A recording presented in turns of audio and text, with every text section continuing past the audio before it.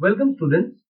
Today we are going to learn about the three different types of sentences, namely the simple sentence, the compound sentence and the complex sentence.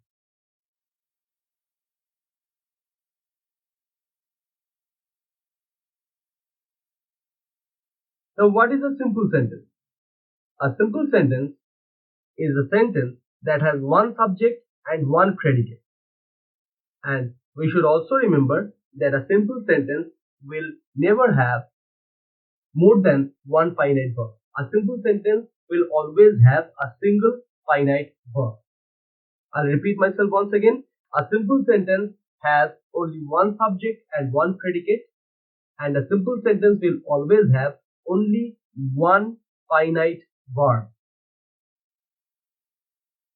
Now, what is a compound sentence?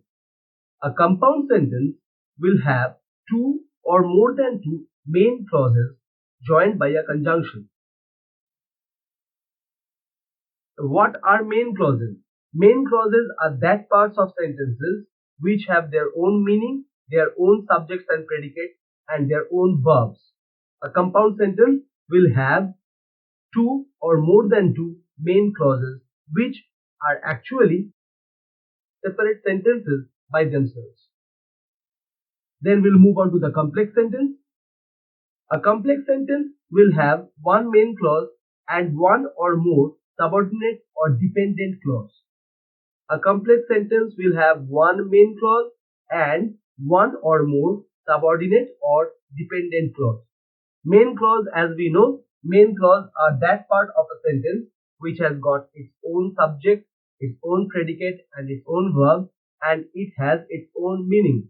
A main clause does not have to depend on anything else, and that is why this clause is called the main clause. This in itself is a sentence which is part of a bigger sentence.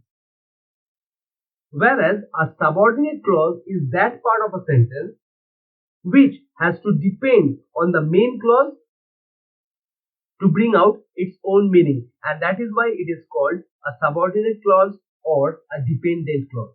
So a complex sentence will have one main clause and one or more subordinate clause. Let us take a few examples which will help us to understand the three different types of sentences. Look at this first sentence. The sun rises in the east.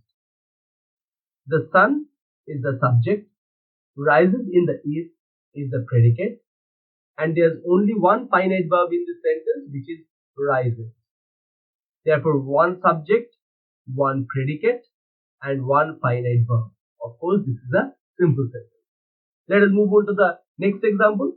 The tiger is our national animal. The tiger is the subject. Is our national animal is the predicate.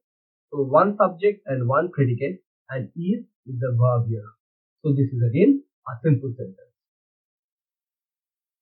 Let us take two examples of compound sentences. Look at this sentence. The sun rose and we started our journey. As you will see, this sentence has two distinctly separate parts. The sun rose and we started our journey.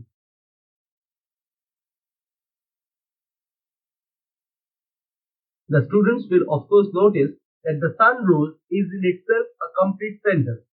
It has got its own subject, the sun, its own verb, rose, which is also the predicate. And then again we have another sentence, we started our journey, where we is the subject and started our journey is the predicate, and started is of course another finite verb. So this sentence has got two main clauses. The sun rose and we started our journey. The sun rose is one main clause, we started our journey is another main clause, which are joined by the coordinating conjunction and. Therefore, this is a compound sentence which has got two main clauses. Let us move on to the next sentence. Jack is my friend, but Robin is my enemy. Now over here we can see that again there are two separate sentences included in one bigger sentence. Jack is my friend is of course a complete sentence in itself which has got its complete meaning where Jack is the subject, is my friend is the predicate, and is of course is the verb. Then again, Robin is my enemy. Here Robin is the subject, is my enemy is the predicate, and is the verb. So there are two different parts in this sentence which are sentences on their own. They have their own complete meaning. That is why these are main clauses. So in this sentence also we see that there are two main clauses which are joined by the coordinating conjunction but.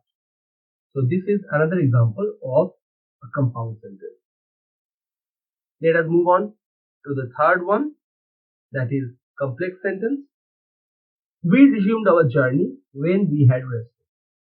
Now over here we can see that there are two parts of the sentence, we resumed our journey, which makes complete sense. Therefore this one, we resumed our journey, is of course our main clause because it makes complete sense.